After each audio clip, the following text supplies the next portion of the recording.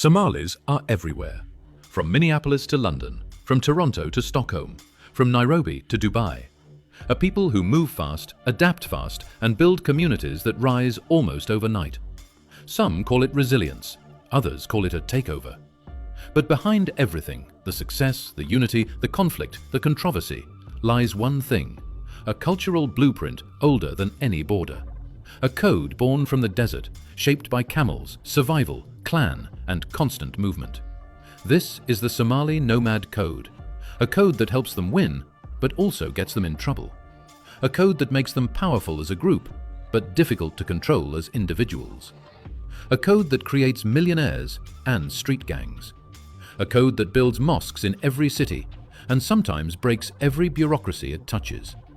Tonight, we go deep, into the diaspora, into Minnesota, the capital of Somali life in the West, into the UK's streets where Somali youth reinvent survival rules, into Scandinavian towns where officials quietly admit that Somalis don't fit into paperwork systems, into Toronto suburbs where Somali mothers rebuild communities from zero, and into the stories, real or expanded, of people living inside this code.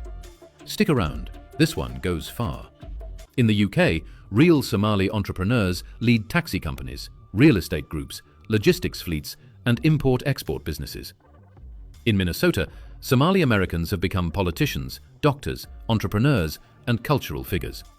Somalis rise fast, extremely fast, once they decode the system.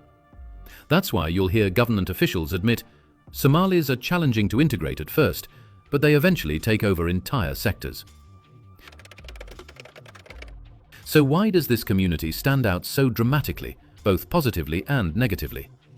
Because the Nomad Code never left. Movement, adaptation, clan loyalty, cultural pride, human negotiation over paperwork, speed over structure, community over individuality. Everything the modern state struggles to control. Everything migrants struggle to balance. Everything that both empowers and complicates Somali life.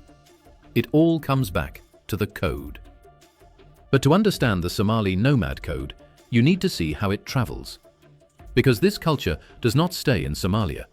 It moves, just like the people who carry it. Across Europe, they move like water. Our system is not designed for water. Yet these same families often show incredible resilience. A university researcher in Ohio found that Somali children frequently outperform expectations within 5 years of arrival, thanks to strong communal support and family pressure to succeed.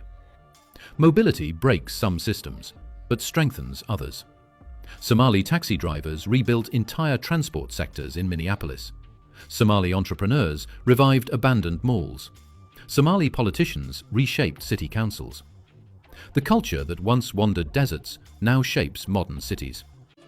Somalis do something diaspora experts still struggle to explain. They recreate home everywhere they go.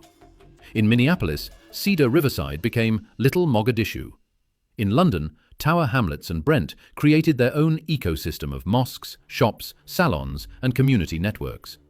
In Toronto, Dixon Road became a Somali stronghold where people say you can live a full life speaking only Somali. This unity is power, economic power, political power, cultural power. But power always comes with fear.